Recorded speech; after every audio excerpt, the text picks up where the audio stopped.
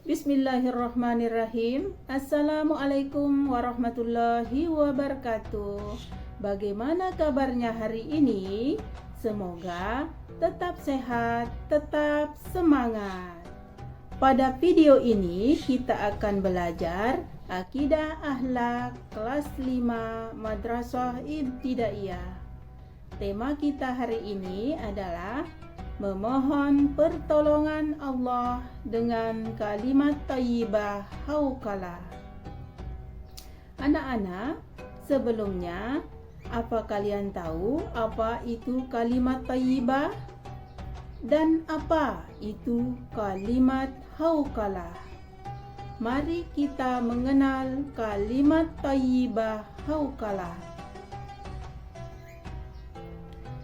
Dengan penciptaan manusia yang sempurna, maka manusia seharusnya selalu berkata yang baik dengan mengucapkan kalimat thayyibah dan juga berbudi pekerti yang luhur. Kalimat thayyibah adalah kalimat atau ucapan yang baik. Dalam kehidupan sehari-hari, kita sebagai orang Islam harus membiasakan diri mengucapkan kalimat thayyibah dan berbudi pekerti yang luhur.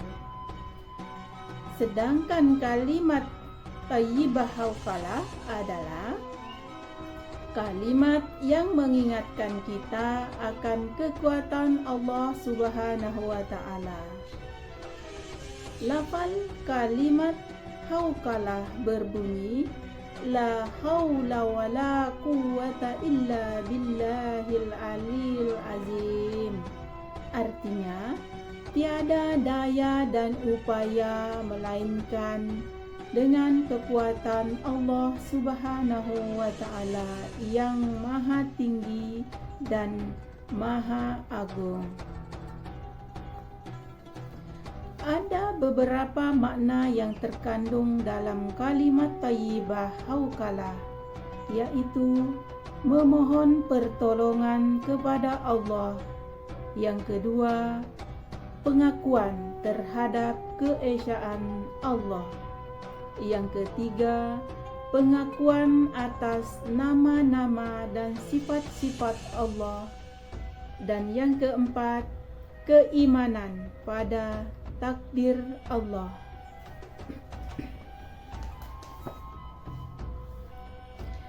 Kalimat thayyibah tersebut mengajarkan kepada kita bahwa dalam menjalani kehidupan ini kita memohon kepada Allah Subhanahu wa taala untuk selalu diberikan kemampuan dan kekuatan untuk melakukan segala aktivitas yang tentunya harus bernilai ibadah. Ketika kita menggantungkan harapan hanya kepada Allah Subhanahu wa taala, maka tidak ada yang tidak mungkin atas kehendaknya.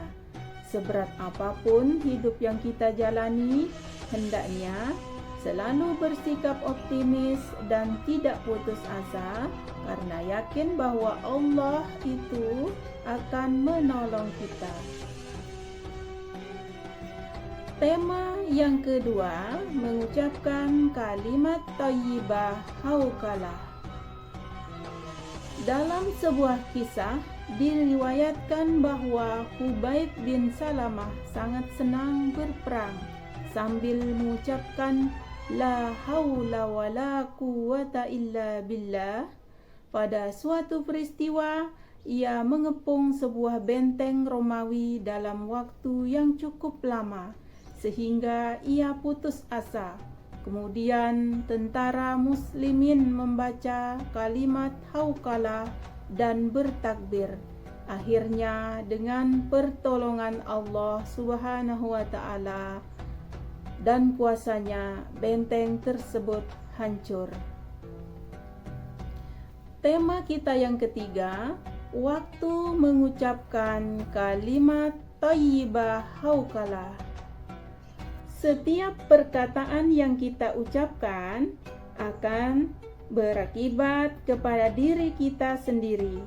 Jika kita terbiasa mengucapkan kalimat thayyibah, tentunya akan mendapatkan kebaikan. Dan sebaliknya, jika mengucapkan suatu yang tidak baik, tentu kita akan mendapati kesulitan. Mari membiasakan mengucapkan kalimat thayyibah atau selalu berkata baik.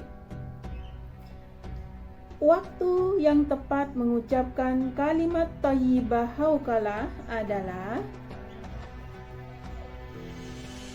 apabila kita mendapat beban berat atau mengalami berbagai kesulitan dalam hidup, seperti ditimpa penyakit dan terkena musibah. Apapun cobaan dan ujian yang diberikan Allah kepada kita, hendaklah kita selalu bersabar atas semua ujian atau cobaan tersebut. Karena sesungguhnya Allah Subhanahu wa Ta'ala adalah Maha mengetahui terhadap hamba-hambanya. Allah Subhanahu wa Ta'ala tidak akan memberikan cobaan atau ujian yang melebihi dari kemampuan hambanya itu sendiri.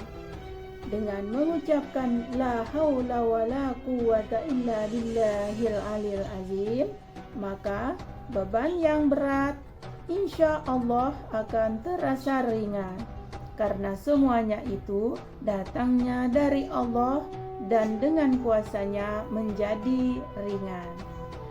Kita harus membiasakan untuk mengucapkan kalimat thayyibah hauqalah bila kita mendapatkan musibah atau beban yang berat. Kemudian yang kedua, ketika mendengar seruan azan. Yang ketiga, ketika meminta pertolongan kepada Allah Subhanahu wa Ta'ala. Zikir yang agung tersebut merupakan kalimat isti'anah, memohon pertolongan, sehingga sangat dianjurkan membaca kalimat thayyibah hauqalah saat ingin meminta pertolongan kepada Allah Subhanahu wa Ta'ala. Tema yang keempat, hikmah mengucapkan kalimat thayyibah hauqalah. Banyak keistimewaan atau hikmah dengan kita membiasakan diri mengucapkan kalimat thayyibah hauqalah. Di antaranya adalah dapat menghapus dosa-dosa.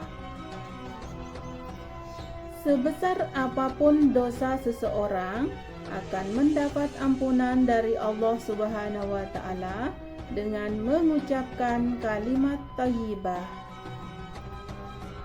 Merupakan salah satu amal saleh yang berpahala abadi. Yang ketiga, sebagai harta simpanan di surga. Yang keempat, menghilangkan kesusahan. Yang kelima, mempercepat datangnya rezeki. Yang keenam, merupakan tanaman di surga. Kemudian, yang ketujuh, termasuk salah satu pintu surga. Demikianlah pembelajaran kita hari ini. Semoga bermanfaat untuk kita semua. Wassalamualaikum warahmatullahi wabarakatuh.